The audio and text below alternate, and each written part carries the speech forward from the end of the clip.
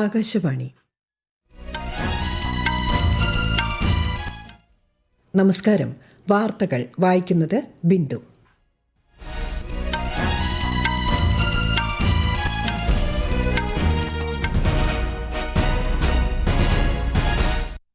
പ്രധാന വാർത്തകൾ.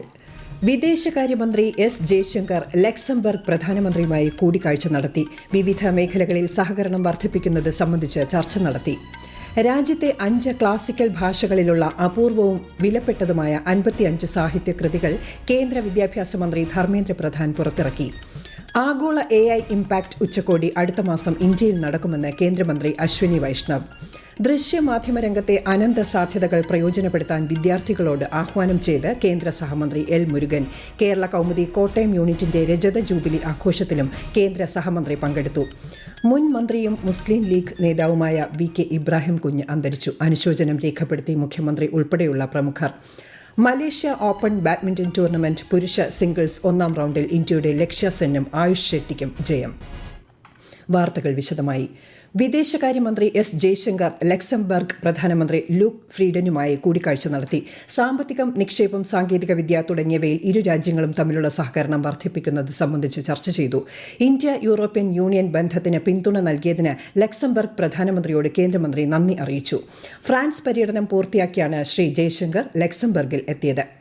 രാജ്യത്തെ 5 ക്ലാസിക്കൽ ഭാഷകളിലുള്ള അപൂർവവും വിലപ്പെട്ടതുമായ 55 സാഹിത്യകൃതികൾ കേന്ദ്ര വിദ്യാഭ്യാസ മന്ത്രി ധർമ്മേന്ദ്ര പ്രധാൻ പുറത്തിറക്കി.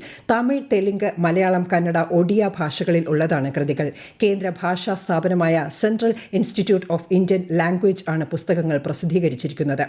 പോഷകാഹാരക്കുറവ് പരിഹരിക്കുന്നതിലും പോഷകാഹാര സുരക്ഷ ഉറപ്പാക്കുന്നതിലും കോർപ്പറേറ്റ് സോഷ്യൽ റെസ്പോൺസിബിലിറ്റി സംരംഭങ്ങൾക്ക് വലിയ പങ്ക് വഹിക്കാനാകുമെന്ന് കേന്ദ്രമന്ത്രി പീയൂഷ് ഗോയൽ ന്യൂഡൽഹിയിൽ സംഘടിപ്പിച്ച CSR കോൺക്ലേവ് ഉദ്ഘാടനം ചെയ്യുകയായിരുന്നു അദ്ദേഹം. ഗർഭകാലത്ത് ശരിയായ പോഷകാഹാരം ഉറപ്പാക്കണമെന്നും പോഷകാഹാരക്കുറവിന്റെ മൂലകാരണങ്ങൾ പരിഹരിക്കേണ്ടത് അത്യാവശ്യമാണെന്നും ശ്രീ ഗോയൽ വ്യക്തമാക്കി. महिला एवं बाल विकास, विमेन एंड चाइल्ड डेवलपमेंट, क्योंकि वास्तव में वही रूट कॉज है. अगर हमने बचपन में और खास करके जब प्रेग्नेंट हो महिला, गर्भवती हो, उस समय अगर हमने अच्छा पोषण दिला दिया तो आगे चल के कुपोषण की समस्या होने की संभावना बहुत कम हो जाती. ബ്യൂറോ ഓഫ് ഇന്ത്യൻ സ്റ്റാൻഡേർഡ്സ് രാജ്യത്തിന്റെ മുന്നോട്ടുള്ള യാത്രയെ രൂപപ്പെടുത്തിയതായി കേന്ദ്രമന്ത്രി പ്രഹ്ലാദ് ജോഷി. ന്യൂഡൽഹിയിൽ BISന്റെ 79ാമത് സ്ഥാപക ദിനാഘോഷത്തിൽ പങ്കെടുക്കുകയായിരുന്നു അദ്ദേഹം. BISന്റെ വിവിധ സംരംഭങ്ങൾക്കും കേന്ദ്രമന്ത്രി തുടക്കം കുറിച്ചു. തമിഴ്നാട് തിരുപ്പുറക്കുണ്ടം കുന്നിലെ കൽത്തൂണിൽ ദീപം കൊളുത്താൻ അനുവദിച്ച് മദ്രാസ് ഹൈക്കോടതി. മദ്രാസ് ഹൈക്കോടതിയുടെ മധുര ഡിവിഷൻ ബെഞ്ചാണ് സിംഗിൾ ബെഞ്ച് ഉത്തരവ് ശരിവെച്ചത്. കൽത്തൂൺ സ്ഥിതി ചെയ്യുന്ന സ്ഥലം ശ്രീ സുബ്രഹ്മണ്യ സ്വാമി ക്ഷേത്രത്തിന്റേതാണെന്ന് കോടതി വിധിച്ചു. വിധിയെ സ്വാഗതം ചെയ്യുന്നതായി BJP മുതിർന്ന നേതാവും കേന്ദ്രമന്ത്രിയുമായ പീയൂഷ് ഗോയൽ പറഞ്ഞു. ബംഗ്ലാദേശിൽ ഒരു ഹിന്ദു യുവാവ് കൂടി കൊല്ലപ്പെട്ടു. നർസിംഗ്ഡി നഗരത്തിലെ പലചരക്ക് കട ഉടമയായ മോണി ചക്രവർത്തിയെയാണ് അജ്ഞാതർ കൊലപ്പെടുത്തിയത്. കഴിഞ്ഞ 24 മണിക്കൂറിനിടെയുണ്ടായ രണ്ടാമത്തെ കൊലപാതകം ാണിത്. ജിഷോർ ജില്ലയിലും ഒരാൾ കൊല്ലപ്പെട്ടിരുന്നു. ആഗോള AI ഇംപാക്ട് ഉച്ചകോടി അടുത്ത മാസം ഇന്ത്യയിൽ നടക്കുമെന്ന് കേന്ദ്രമന്ത്രി Ashwini Vaishnaw. Rajasthan regional AI impact ഉച്ചകോടിയെ വെർച്വലായി അഭിസംബോധന ചെയ്യുകയായിരുന്നു അദ്ദേഹം. അടുത്ത വർഷത്തിനുള്ളിൽ 10 ലക്ഷം യുവാക്കൾക്കും ചെറുകിട സംരംഭങ്ങൾക്കും നിർമ്മിത ബുദ്ധി പരിശീലനം ലഭിക്കുമെന്നും കേന്ദ്രമന്ത്രി പറഞ്ഞു. നിർമ്മിത ബുദ്ധി മനുഷ്യജീവിതത്തിൽ വലിയ പരിവർത്തനങ്ങൾ സൃഷ്ടിച്ചതായി കേന്ദ്ര സഹമന്ത്രി ജിതിൻ പ്രസാദ്. വിവിധ മേഖലകളിൽ നിർമ്മിത ബുദ്ധി ഉപയോഗപ്പെടുത്തേണ്ടതുണ്ടെന്നും JECC ജയ്പൂരിൽ നിർമ്മിത ബുദ്ധി സംബന്ധിച്ച കോൺക്ലേവിനെ അഭിസംബോധന ചെയ്യവേ അദ്ദേഹം അഭിപ്രായപ്പെട്ടു. आर्टिफिशियल इंटेलिजेंस भी इतनी तेजी से हम लोगों की जिंदगी में आने वाला है और आ गया है जिसकी आप कल्पना भी नहीं कर सकते. इससे उत्पादन बढ़ेगा, रोजगार बढ़ेगा, देश की उन्नति होगी. AI इंडिया मिशन 10,000 करोड़ का निवेश भी इसमें किया है, जिसके तहत कृषि, स्वास्थ्य, शिक्षा, वातावरण, एनवायरनमेंट, क्लाइमेट चेंज, तमाम ऐसी चीजें हैं जो प्राथमिकता में रखी जाएंगी. കോട്ടയം, എറണാകുളം ജില്ലകളിലെയും കേന്ദ്രഭരണ പ്രദേശമായ ലക്ഷദ്വീപിലേക്കും ആകാശവാണി പാർട്ട് ടൈം കറസ്പോണ്ടന്റിനെ കരാറടിസ്ഥാനത്തിൽ നിയമിക്കുന്നതിന് അപേക്ഷ ക്ഷണിക്കുന്നു. അപേക്ഷകൾ ജില്ലാ ആസ്ഥാനത്തു നിന്നും 10 കിലോമീറ്റർ ചുറ്റളവിൽ സ്ഥിര താമസക്കാരായിരിക്കണം. കൂടുതൽ വിവരങ്ങൾക്ക് www.newsonair.gov.in, prasarbharati.gov.in, PB വാക്കൻസീസ് എന്നിവ സന്ദർശിക്കുക. അപേക്ഷകൾ സ്വീകരിക്കുന്ന അവസാന തീയതി ഈ മാസം 31. ഈ വാർത്തകൾ ആകാശവാണിയിൽ നിന്ന്. ആകാശവാണി വാർത്തകളും വാർത്താധിഷ്ഠിത പരിപാടികളും all India radio news Thiruvananthapuram YouTube ചാനലിലും all India radio news Thiruvananthapuram Facebook പേജിലും AR ന്യൂസ് _തിരുവനന്തപുരം ഇൻസ്റ്റഗ്രാം അക്കൌണ്ടിലും AR ന്യൂസ് _TVM X ഹാൻഡിലും ലഭ്യമാണ്. ദൃശ്യമാധ്യമ രംഗത്തെ അനന്ത സാധ്യതകൾ പ്രയോജനപ്പെടുത്താൻ വിദ്യാർത്ഥികളോട് ആഹ്വാനം ചെയ്ത് കേന്ദ്ര വാർത്താവിതരണ പ്രക്ഷേപണ സഹമന്ത്രി L Murugan IIMC Kottayam campus സന്ദർശിച്ച് വിദ്യാർത്ഥികളുമായി സംവദിക്കുകയായിരുന്നു അദ്ദേഹം.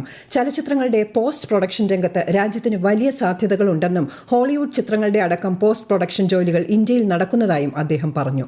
Now our country has more potential for the post-production works. Hollywood's movies post-production work is taking place in India, particularly in Bangalore, Chennai, Hyderabad. So good opportunities there, and our Honorable Prime Minister's vision that orange economy, creator economy. So now everyone is the creator. KPS മാനോൻ ഹാളിൽ നടന്ന Kerala Kaumudi Kottayam edition രജത jubilee ആഘോഷങ്ങളിലും Shri L Murugan പങ്കെടുത്തു. Digital പ്ലാറ്റ്ഫോമുകൾ ധാർമ്മിക മൂല്യം ഉയർത്തി പിടിക്കണമെന്ന് ചടങ്ങിൽ പങ്കെടുത്തുകൊണ്ട് കേന്ദ്ര സഹമന്ത്രി പറഞ്ഞു. മുൻ മന്ത്രിയും മുസ്ലിം ലീഗ് നേതാവുമായ VK ഇബ്രാഹിം കുഞ്ഞ് അന്തരിച്ചു. 73 വയസ്സായിരുന്നു. എറണാകുളത്തെ സ്വകാര്യ ആശുപത്രിയിൽ വൈകുന്നേരത്തോടെയായിരുന്നു അന്ത്യം. അർബുദബാധയെ തുടർന്ന് ഏറെ നാളായി ചികിത്സയിലായിരുന്നു. ആലുവ സ്വദേശിയായ അദ്ദേഹം മട്ടാഞ്ചേരി, കളമശ്ശേരി മണ്ഡലങ്ങളിൽ നിന്നും 4 തവണ MLA ആയി തിരഞ്ഞെടുക്കപ്പെട്ടു. 2005-ലും 2011-16 കാലയളവിലും UDF സർക്കാരിൽ മന്ത്രിയായി പ്രവർത്തിച്ചിരുന്നു. ഖബറടക്കം ആലങ്ങാട് ജുമാ മസ്ജിദ് ഖബർസ്ഥാനിൽ നാളെ രാവിലെ 10 നടക്കും. മുഖ്യമന്ത്രി പിണറായി വിജയൻ, KPCC അധ്യക്ഷൻ സണ്ണി ജോസഫ് ഉൾപ്പെടെയുള്ളവർ അനുശോചനം രേഖപ്പെടുത്തി. കേരളത്തിൽ കരട് വോട്ടർ പട്ടികയുമായി ബന്ധപ്പെട്ട പരാതികളും എതിർപ്പുകളും ഈ മാസം 22 വരെ സമർപ്പിക്കാം. കരട് വോട്ടർ പട്ടികയിലെ ഹിയറിംഗ് ജനങ്ങൾക്ക് ബുദ്ധിമുട്ട് ഉണ്ടാകാത്ത രീതിയിൽ നടത്തുമെന്ന് മുഖ്യ തെരഞ്ഞെടുപ്പ് ഓഫീസർ രത്തൻ യു കേൽക്കർ അറിയിച്ചു.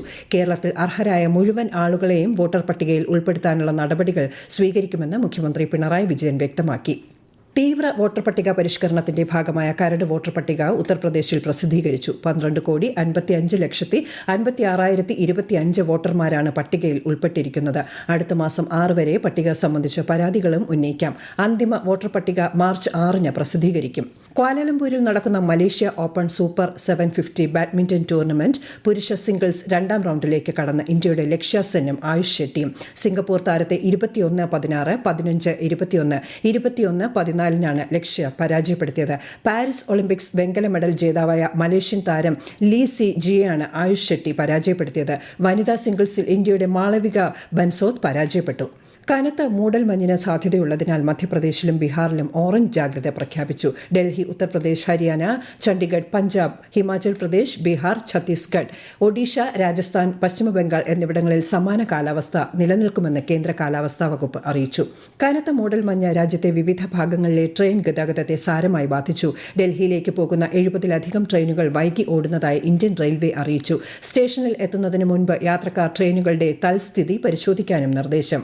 കേരള നിയമസഭ അന്താരാഷ്ട്ര പുസ്തകോത്സവത്തിന്റെ 4ാം പതിപ്പിന് നാളെ തുടക്കമാകും. മുഖ്യമന്ത്രി പിണറായി വിജയൻ ഉദ്ഘാടനം നിർവഹിക്കും. നിയമസഭ സമുച്ചയത്തെ വർണ്ണശബളമാക്കുന്ന വൈദ്യുത അലങ്കാരങ്ങളും പുസ്തകോത്സവത്തോട് അനുബന്ധിച്ച് ഒരുക്കിയിട്ടുണ്ട്. മികച്ച ഭരണവും പദ്ധതികളുടെ സമയബന്ധിതമായ നടപ്പാക്കലും ഉറപ്പുവരുത്തുന്ന പ്രഗതി പ്ലാറ്റ്ഫോമിന്റെ 50ാമത് യോഗം പൂർത്തിയായി. 2015 തുടക്കം കുറിച്ചതു മുതൽ വികസന പദ്ധതികളുടെ കൃത്യമായ അവലോകനവും പരാതി പരിഹാരവും ഉറപ്പാക്കാൻ പ്രഗതിയിലൂടെ സാധിച്ചിട്ടുണ്ട്. കേന്ദ്ര സംസ്ഥാന സർക്കാരുകളെ ഒരു കുടക്കീഴിൽ ഒരുമിപ്പിക്കുന്ന വേദിയായും പ്രഗതി പ്ലാറ്റ്ഫോം പ്രവർത്തിക്കുന്നു. ലെബനനിലെ ഹിസ്ബുള്ള, ഹമാസ് കേന്ദ്രങ്ങളിൽ ഇസ്രായേൽ വ്യോമാക്രമണം. ഇന്നലെ ഇസ്രായേൽ നടത്തിയ ആക്രമണത്തിൽ തീരദേശ നഗരമായ സീഡോണിന് കനത്ത നാശനഷ്ടമുണ്ടായി. ഇന്ന് രാവിലെയും ആക്രമണങ്ങൾ തുടർന്നു. ലെബനൻ പ്രസിഡന്റ് ജോസഫ് ഔൺ ആക്രമണങ്ങളെ അപലപിച്ചു. 1 വർഷം മുമ്പ് ഇരു രാജ്യങ്ങളും ഒപ്പുവെച്ച വെടിനിർത്തൽ കരാർ നിലനിൽക്കെയാണ് ആക്രമണം. പ്രധാന വാർത്തകൾ വീണ്ടും. വിദേശകാര്യമന്ത്രി എസ് ജയശങ്കർ ലക്സംബർഗ് പ്രധാനമന്ത്രിയുമായി കൂടിക്കാഴ്ച നടത്തി. വിവിധ മേഖലകളിൽ സഹകരണം വർദ്ധിപ്പിക്കുന്നത് സംബന്ധിച്ച് ചർച്ച നടത്തി. രാജ്യത്തെ 5 ക്ലാസിക്കൽ ഭാഷകളിലുള്ള അപൂർവവും വിലപ്പെട്ടതുമായ 55 സാഹിത്യകൃതികൾ കേന്ദ്ര വിദ്യാഭ്യാസ മന്ത്രി ധർമ്മേന്ദ്ര പ്രധാൻ പുറത്തിറക്കി. ആഗോള AI ഇംപാക്ട് ഉച്ചകോടി അടുത്ത മാസം ഇന്ത്യയിൽ നടക്കുമെന്ന് കേന്ദ്രമന്ത്രി അശ്വിനി വൈഷ്ണവ്.